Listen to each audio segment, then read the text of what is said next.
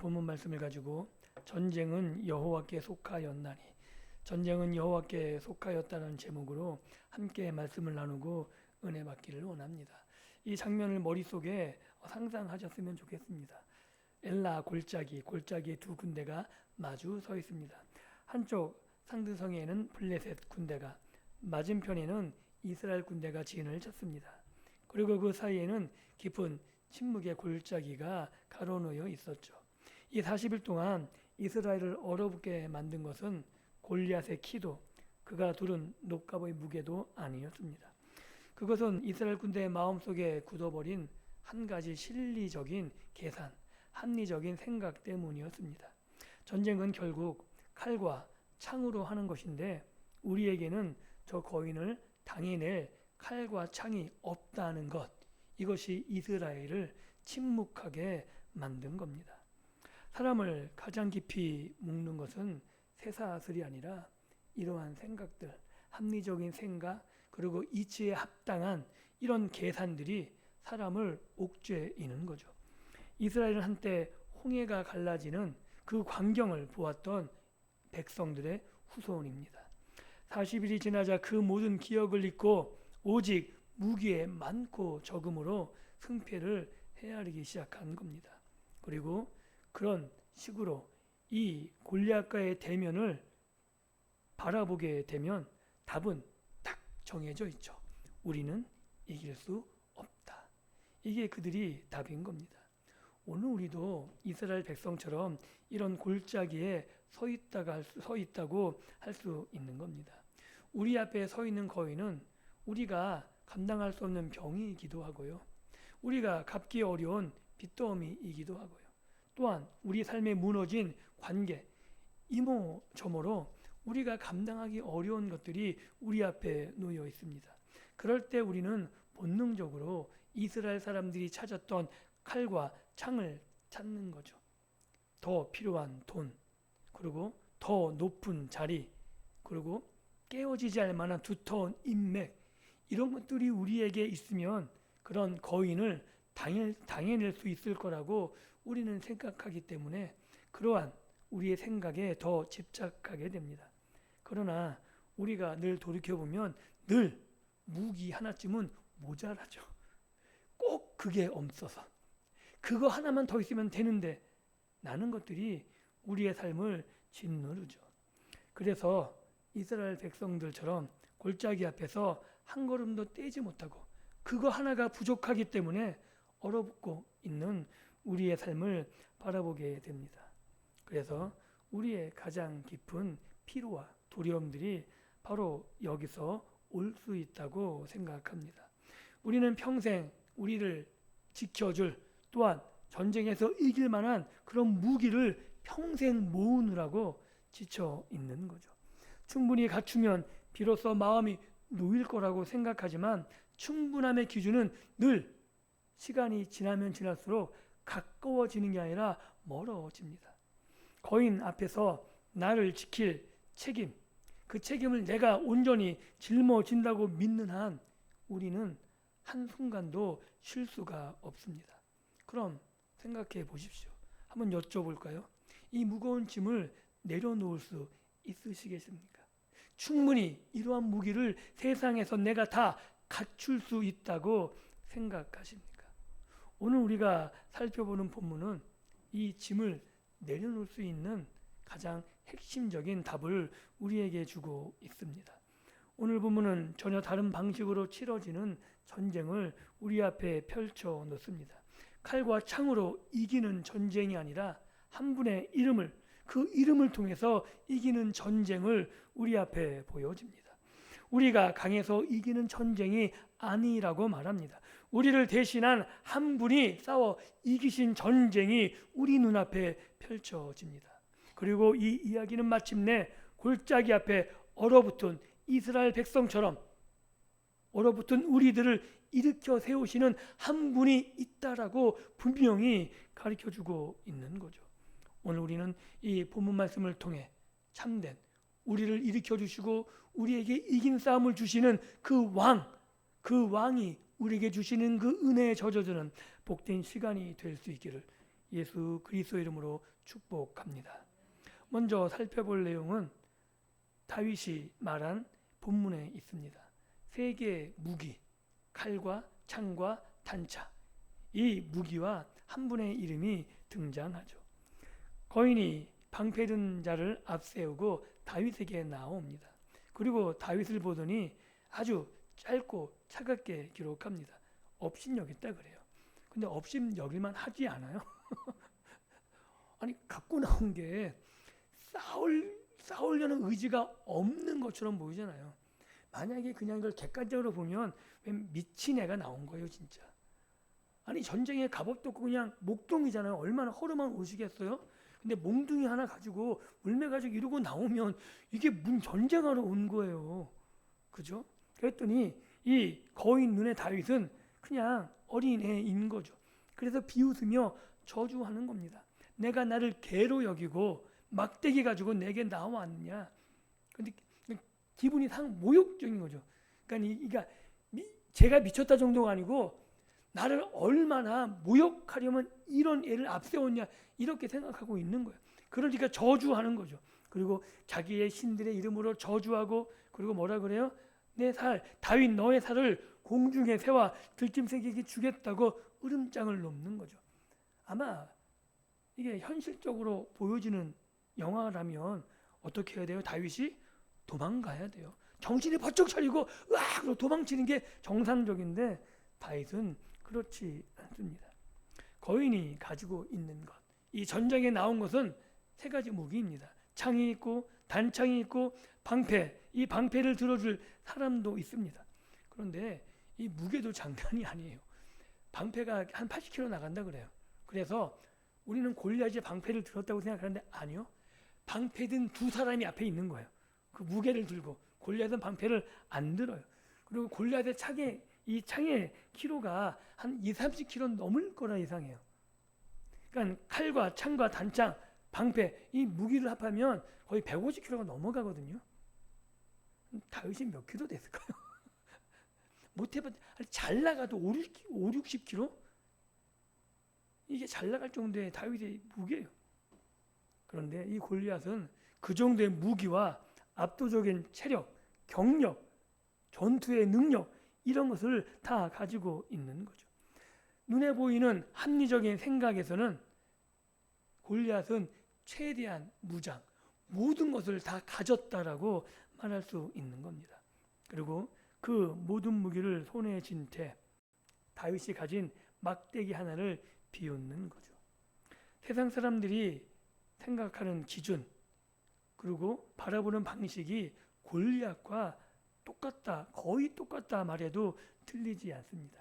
그래서 그들 눈엔 무엇이 손에 잡혀 있는가, 그가 무엇을 가지고 나오는가, 그가 얼마나 싸움의 경력이 있고 얼마나 그가 이것에 익숙한가, 이것이 기준이 될 겁니다. 그런데 그 골리앗에 대항한 다윗의 답이 걸작입니다. 다윗도 알아요. 너는 칼과 창과 단창으로 내게 오거니와 다윗이 알고 있어요. 그런데 나는 그런 거 없다 이거예요. 나는 만군의 여호와의 이름 곧 내가 모욕하는 이스라엘 군대 하나님의 이름으로 내게 나아가노라. 다윗은 나에게 더 좋은 무기가 있다고 말하지 않습니다. 내가 너보다 싸움을 더 잘한다, 내가 너보다 무엇이 낫다, 이런 걸로 대항하지 않습니다.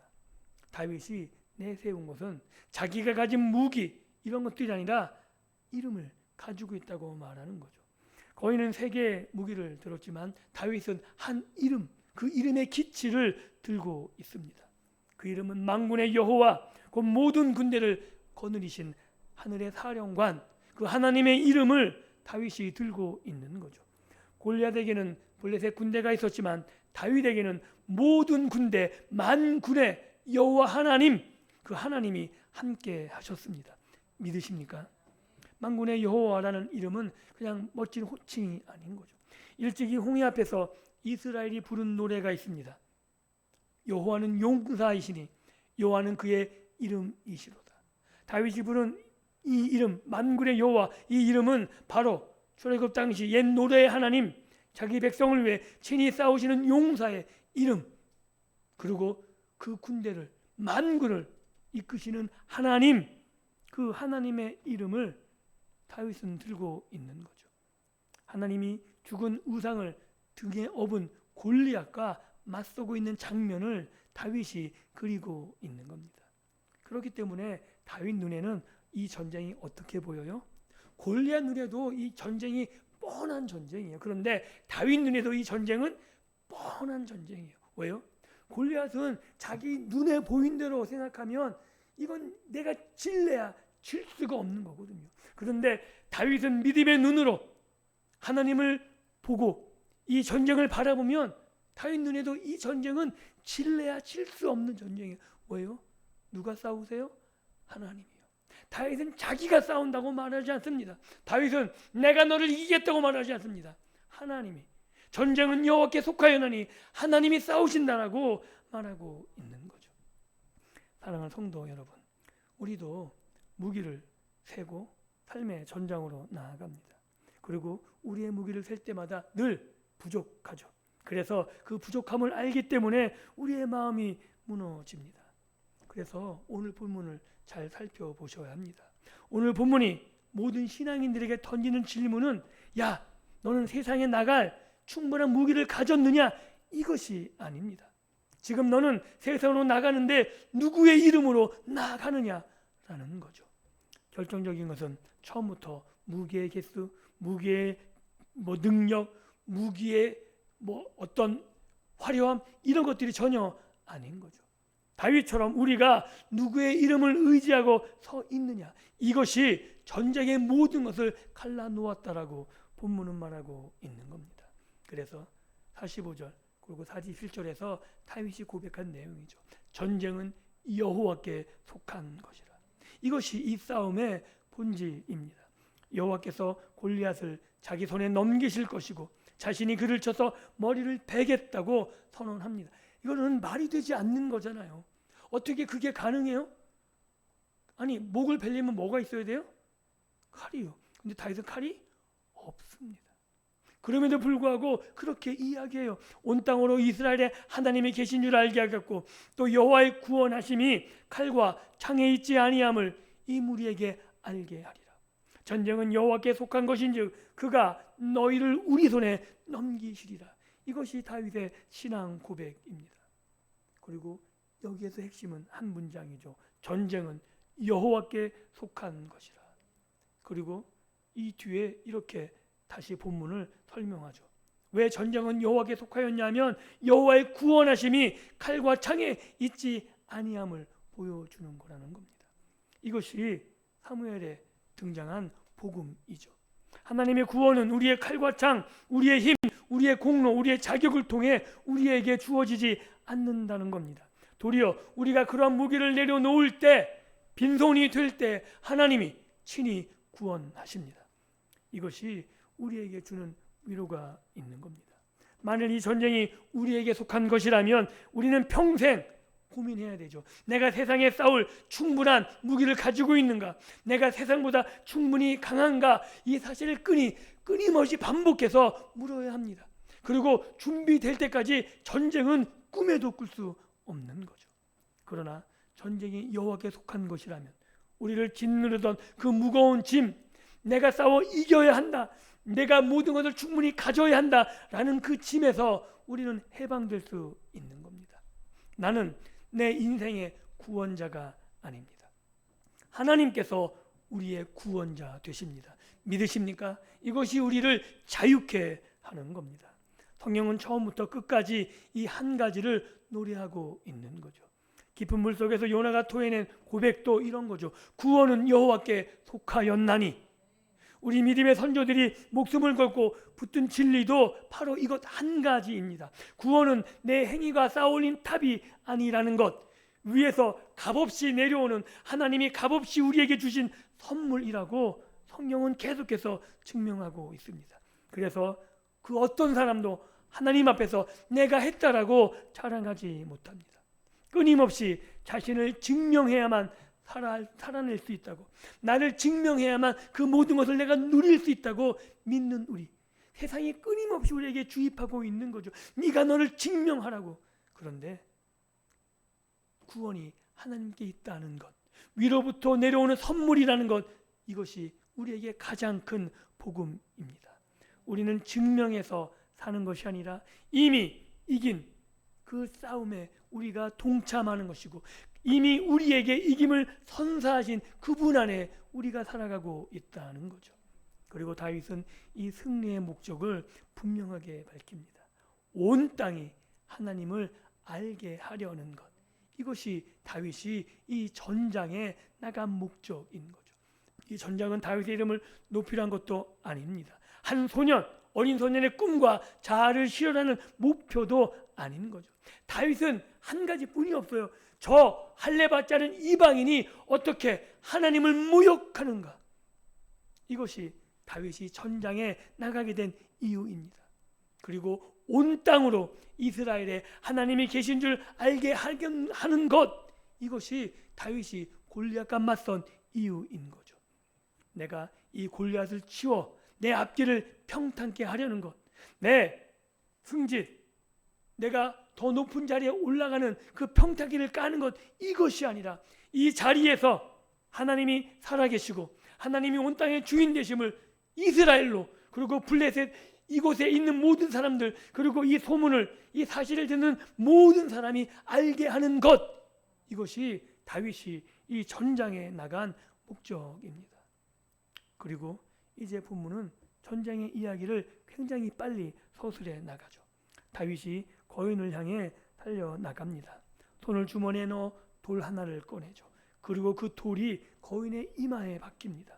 거인의 온몸은 노수로 덮였지만 단 한 곳, 정확히 열려있는 곳, 웃지 그런 일이. 거인은 그리고 돌에 정확히 이마에 박혀서 땅이 되고 쓰러지죠. 40일 동안 이스라엘을 무섭게 하고 두렵게 하고 공포에 떨게 했던 그 거인이 단 한순간에 단 하나의 돌, 그 돌이 이마에 박혀 땅에 쓰러져 무너졌습니다. 그리고 본문은 우리가 결코 지나쳐서 안 될 한 말을 덧붙입니다. 다윗의 손에 칼이 없었더라. 칼이 없음에도 거인이 쓰러진 거죠. 모두가 반드시 있어야 한다고 믿었던 그 칼이 정작 가장 큰 원수가 쓰러지는 순간 다윗의 손에 칼이 없었다는 거죠. 증명하고 있는 거예요. 여호와의 구원하심은 칼과 창에 있지 않음을 누가 증명하고 있냐면 다윗이 증명하고 있는 거죠. 골짜기 흙바닥에 이 모든 다윗이 말한 이 모든 선언이 그대로 새겨지는 순간입니다. 그리고 다윗이 달려가 거인이 차고 있던 그 칼을 뽑아 거인의 목을, 거인의 머리를 베어버립니다. 거인을 무너뜨린 것은 다윗의 칼이 아니고 거인의 숨을 끄는 것은 거인 자신이 아꼈던, 전장에 나가서 모든 적을 쓰러뜨렸던 그 골리앗의 칼, 그 칼이 자신의 목을 치게 된 거죠. 즉 원수의 무기가 원수의 끝이 되었다라고 성경은 말하고 있습니다. 사랑하는 성도 여러분, 바로 여기서 우리는 이 골짜기 넘어 다윗을 통해 한 분, 우리 구주 예수 그리스도를 바라보게 됩니다. 깨어진 머리, 이 골리앗의 잘려진 머리가 깨어진 머리라는 한 짧은 문장을 떠오르게 하는 거죠. 하나님 일찍 에덴에서 약속하셨습니다. 여자의 후손이 뱀의 머리를 상하게 할 거리라고. 거인의 머리가 깨어지고 베이는 이 장면은 장차 참된 후손이신 다윗의 참된 후손 되신 이 예수 그리스도께서 뱀의 머리를 온전히 깨뜨리는 그날을 가리키는 작은 그림이라고 생각해 볼 수 있습니다. 그리고 골리앗이 가진 칼의 의미도 그런 거죠. 십자가에서 우리의 원수가 우리를 쥐고 흔들었던 무기가 뭐냐 하면 죽음이라는 거예요. 그런데 참된 다윗의 후손으로 오신 예수께서는 그 죽음을 친히 통과하심으로 죽음의 권세 잡은 자를 멸하셨다라고 말하고 있는 거죠. 세상의 눈에 십자가는 칼 한 자루 없는 다윗처럼 패배, 약한 자라고 생각할 수밖에 없습니다. 그러나 그 바로 약함의 자리에서 하나님은 칼과 창이 아닌 방식으로 우리를 구원하신 거죠.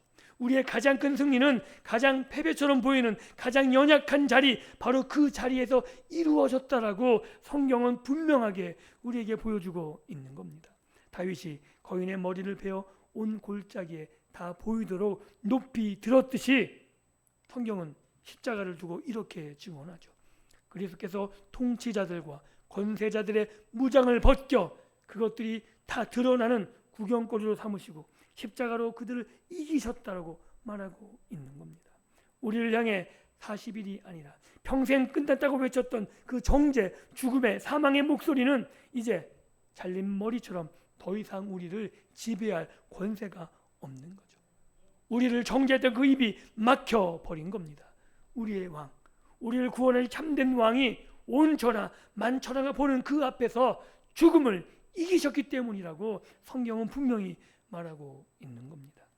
거인이 쓰러지자 블레셋 사람들은 자기 용사가 죽은 것을 보고 달아납니다.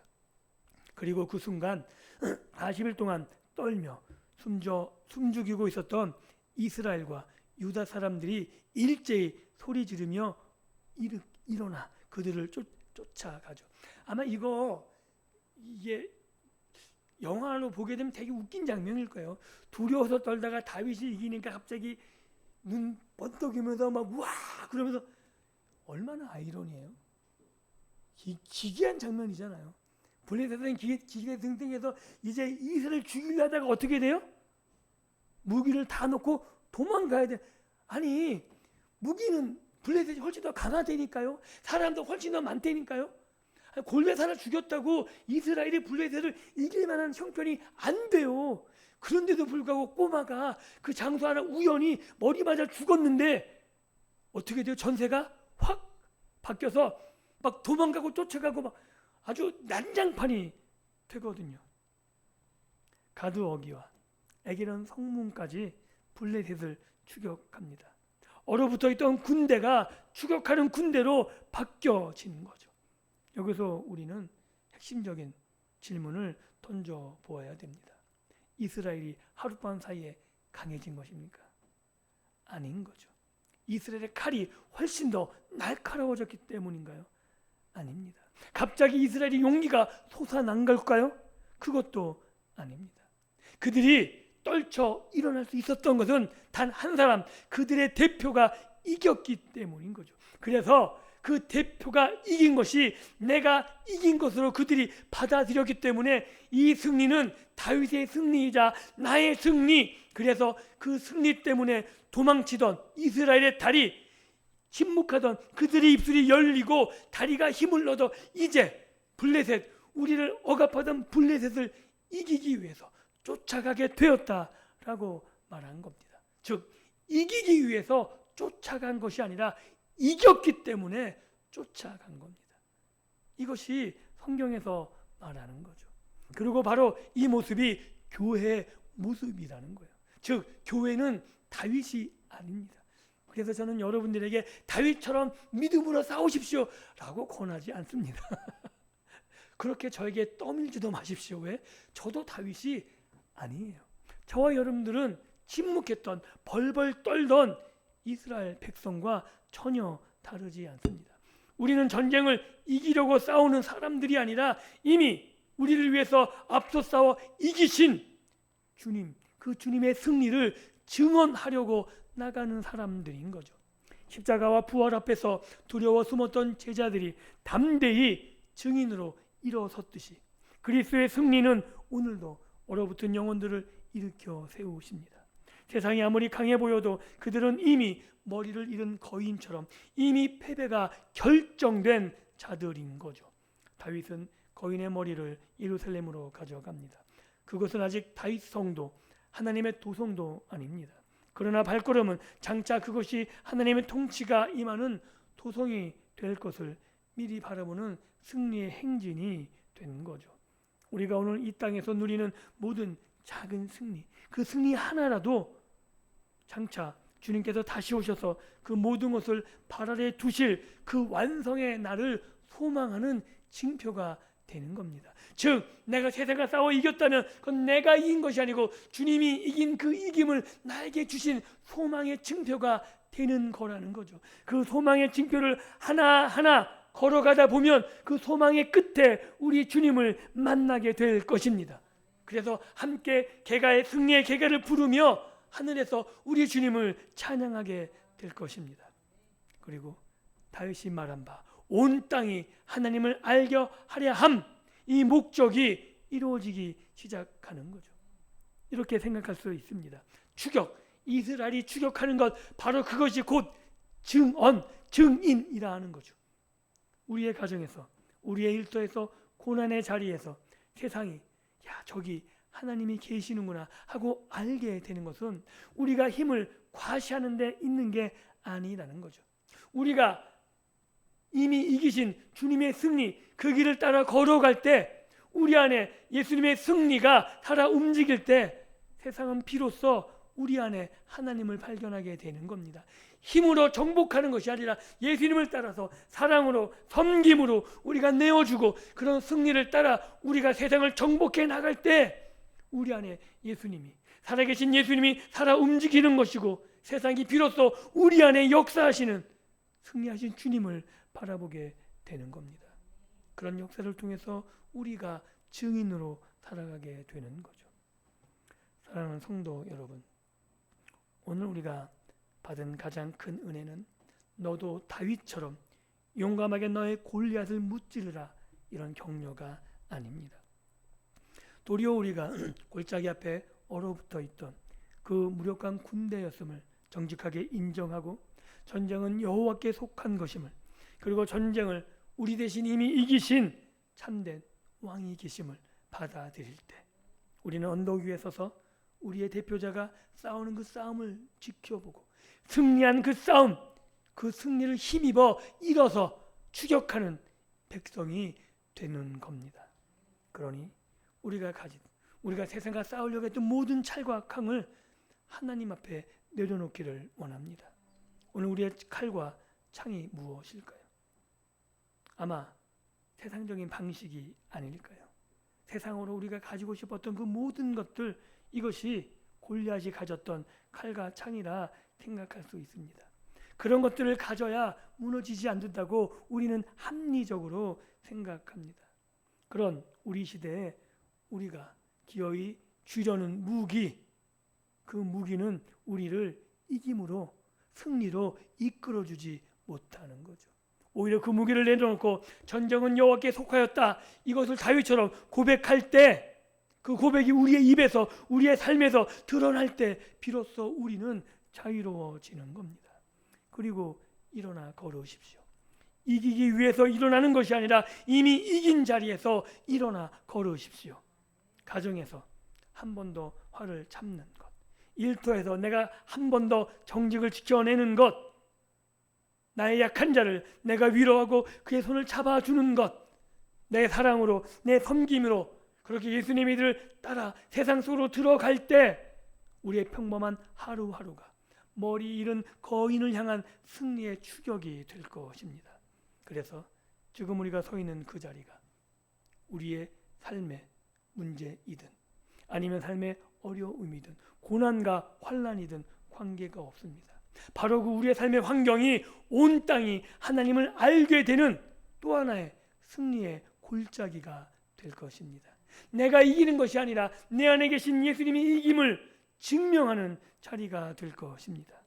칼과 창을 내려놓으시고 우리를 대신에 이미 이기신 우리의 구주 되신 예수님의 손을 붙잡으십시오. 전쟁은 여호와께 속하였고, 그리고 그 전쟁의 승리를 이미 우리에게 주셨습니다. 이미 모든 것을 이기신 예수 그리스도와 함께 우리의 깊은 어둠의 골짜기를 담대히 걸어가시고 승리의 계가를 부르며 전쟁의 전리품을 취하며 오로지 그곳에서 하나님의 이름을 드높이며 살아가는 저와 여러분들의 믿음의 삶이 될 수 있기를 우리 구주 예수 그리스도 이름으로 간절히 축원합니다. 기도합니다.